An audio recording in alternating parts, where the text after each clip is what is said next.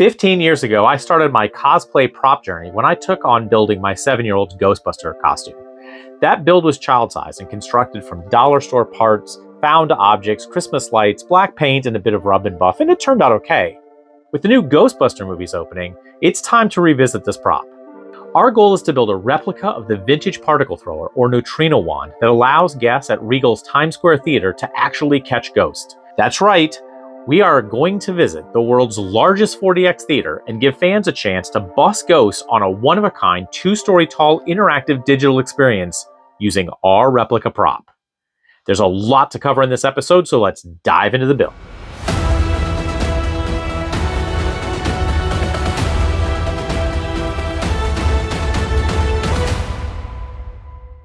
Like many other propping cosplay groups, Ghostbuster fans around the world are great folks. They share knowledge, techniques, resources, etc. with anyone that's interested. And that level of support will be absolutely necessary to build this special experience in time for Ghostbusters Frozen Empire.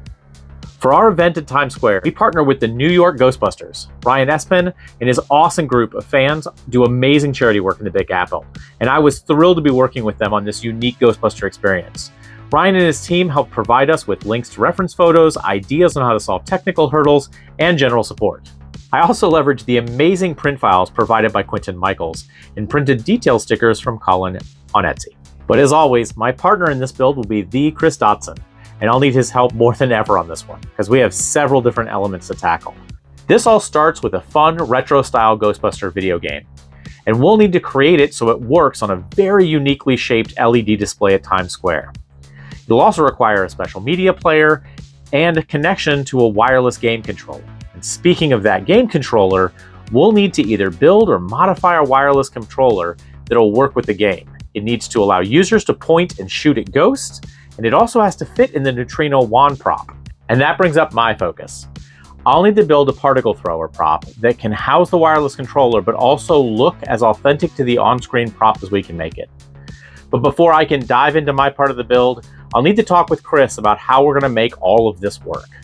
Okay, so I've already brought you up to speed on the general idea of what we're going to do for this build. We're going to build a special neutrino wand that will be the controller for a video game that will allow fans at Times Square to point at a screen and shoot and bust ghosts. So cool. All right, so in order to get that done, we have several things to do in not a lot of time. We have to build the wand, but before I can build the wand, I have to understand how it's going to be used in the game. So we need to know how it's going to be a controller, and then we have to design the game itself. So let's start with how it's going to be a controller. How are you turning my prop into a game controller? Okay, so after our first conversation, I bought a couple of things that they're called Air Mouse. Okay, yeah. A lot of different versions out there, and I plugged those into the media player, and it works beautifully. So you've got a plug that goes into the media player, and then you've got a mouse, a controller with buttons. And when you wave it out in the air, it will move the cursor around on screen. Just like the wand that you'll be using. Just like the wand. And then you click a button. You click a button for the left mouse click, which will be the fire. So we'll just wire that to a button on the wand, and we're good to go. Yep. Okay, so now we know how the controller is going to be in the wand. How are we building a video game in 2 weeks? So I looked into that. There's a few different platforms that you can develop on. I think we're going to go with GDevelop, which is a HTML JavaScript platform. You throw in graphics and it's very low code.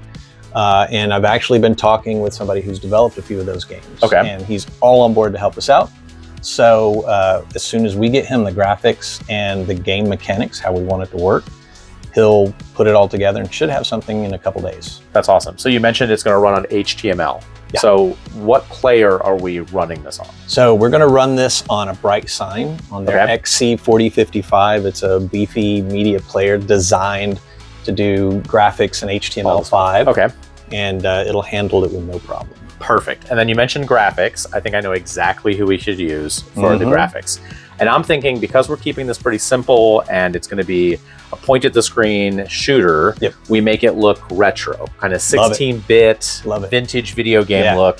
And I think we lean on Dustin Hayes, Dustin. right? And his team at Regal. They do all the animations for all the digital signs and lobbies that we have. I think they'll knock it out of the park. So we know how the graphics are going to get created. We know who's going to design the video game. And now I just have to actually build the wand.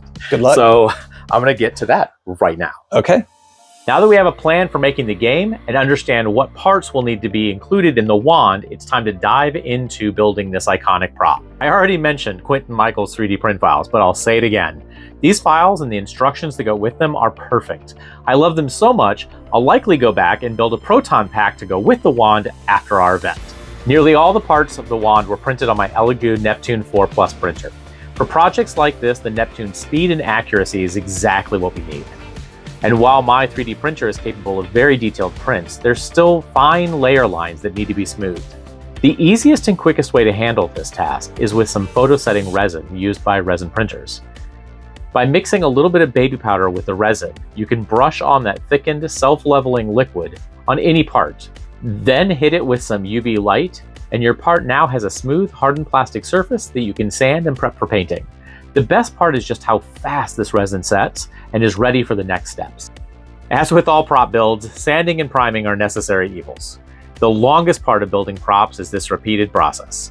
And while it's a vital part of the build, we'll skip over most of this, as the only thing more boring than watching someone sand something is watching paint dry. And speaking of paint drying, we have a couple different layers of paint that we're going to apply to the wands. We first apply a metallic silver paint. This will be almost completely covered with our final base coat of matte black, but it's an important first step in the process. Next, we'll get some toothpaste.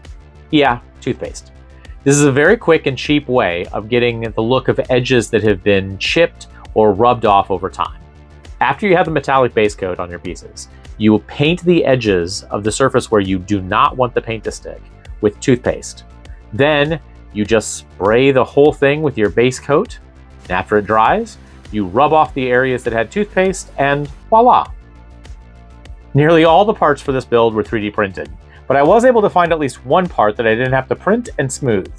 The rear handle of the wand is a long cylinder, and I was able to find this rather than print it. In this case, for $4, I got a 12-inch extender tube for a sink drain that was the exact size I needed for the rear handle. And at $4, it's a great price for not having to sand and smooth this part. With instructions provided for the 3D models, assembly was much easier than most of my builds. This was true of all the parts except the electronics. Rather than buying a pre-built electronic package that runs lights and sounds for props like this, I wanted this prop to work like a game controller. So in addition to having it light up, we have to find space for a battery pack and the circuit board from the wireless mouse. What I've done is connect 6 Christmas light LEDs up to our battery pack. That one battery pack is going to power the LEDs when we kick on the lights. So I'll do that. So you can see each of those is lined up with areas that we have buttons in. We have one more that's on the bottom of this board, which will go in here. And on top of this board will sit our wireless mouse circuit board with the IR chip pointing out the barrel here. This has then been wired to switches and buttons on this side of the wand. We're going to have lights here. That's how we control the lights. And then this will switch on the wireless mouse power, and this will push the mouse button to play our game. After getting this all assembled, it was time for my favorite part, distressing. In this case, I dirtied up all the metal parts and screw heads with some paint. I then used some Fuller's Earth to give the prop a lived-in look with dirt in all the crevices. To make sure this all works, I'm heading over to Chris's to do a rough test with all the parts together for the first time. All right, so here is the nearly done wand. I still have a couple of light covers to do, but the weathering is phenomenal. It's my favorite part of any build is just the distressing. Looks so good. I mean, it looks like it's been sitting in a closet for 30 years. I mean, Well, that's awesome. That's the goal. And I've got the switches, turn on some of the lights. Okay, look at that. So, and then this switch will go ahead and turn on the wireless mouse that's on the inside. Perfect. And then the intensity button that they use to fire the wand in the movies will be the button that fires for the video game, which is the mouse click. Left mouse click, all right. So now, is there a place that we can take this and actually test the video game? So yeah, I think probably a projector, because I don't have a 15-foot LED wall. You don't? You would think. But yeah, I've got a projector and a screen, and we can go to my garage, and we've probably got 12-foot ceilings there, so we can try that. Okay, yeah, let's test it out.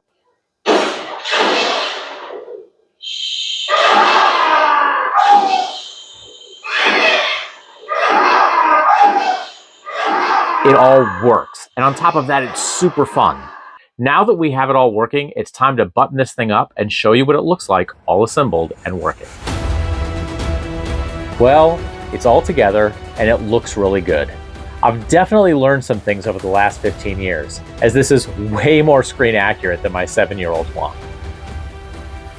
I'm really happy with how the distressing looks, and that we were able to give this prop that lived-in look that's so connected to the Ghostbusters equipment. I'm also thrilled with how we were able to leverage some of the lights and got the controller integrated into this piece. We finished the prop just in time for the event, so now let's pack up, get on a plane to the Big Apple. This is my first time back to Regal Times Square since the remodel, and I love its updated look. This theater has always been a gem, but with all the new digital lobby displays, the brand new concession stand, great looking interior design, awesome recliners, and of course, the world's largest 4DX auditorium, this theater is absolutely stunning. But before we get too distracted, we need to get our interactive experience up and running. Wow, that's a big screen. That is absolutely massive. That is. This is gonna look so cool on this screen. It's a little bit more than I was expecting, but that's good.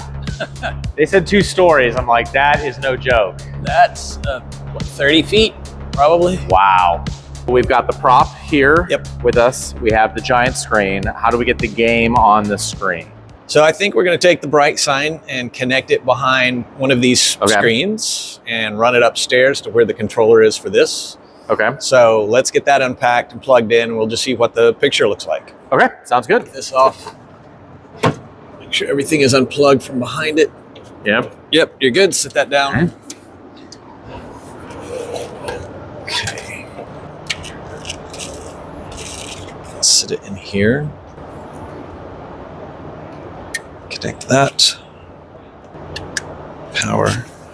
The player. Yeah, you want to hold that? Yep. Perfect. So we'll see if this comes up. All right. All right, so the only thing left is to push the game to this player. All right. And we should be good. Here we go.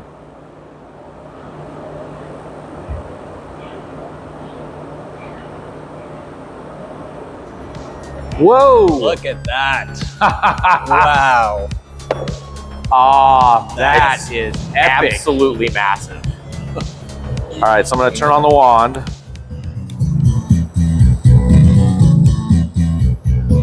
Oh, look, I've got the cursors moving. That is with amazing. the wand. All right, so let's try this out. Whoa, the audio's great.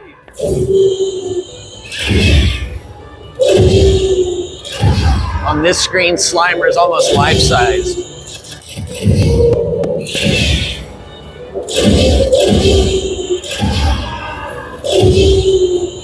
That's incredible. That is so much fun.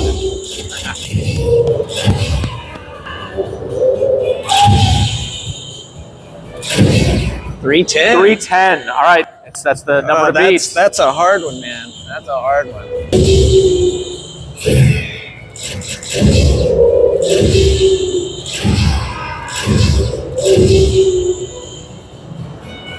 Oh, we 310. tied. Nice. Tied. Okay, Not so now we need some Ghostbusters to play this. Oh, that's the ultimate test. Yeah. right? As much as I love the engineering challenges of building props and cosplay, nothing beats seeing fans interacting with our builds at events like this.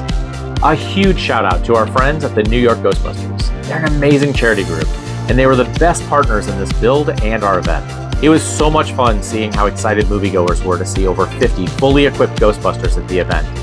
And both fans and Ghostbusters had a blast testing their skills on our massively huge retro game. But even our 2-story tall video game was upstaged by Ghostbusters Frozen Empire on the world's largest 4DX auditorium. Is there anything at all better than seeing Frozen Empire in an auditorium full of die-hard fans where it actually snows? I think not. What a ride. This movie is absolutely great in 4DX, and watching it with the theater full of New York City Ghostbusters was simply the best. And now it's time for you to experience Frozen Empire. Buy your tickets to this epic Ghostbuster movie now at regmovies.com.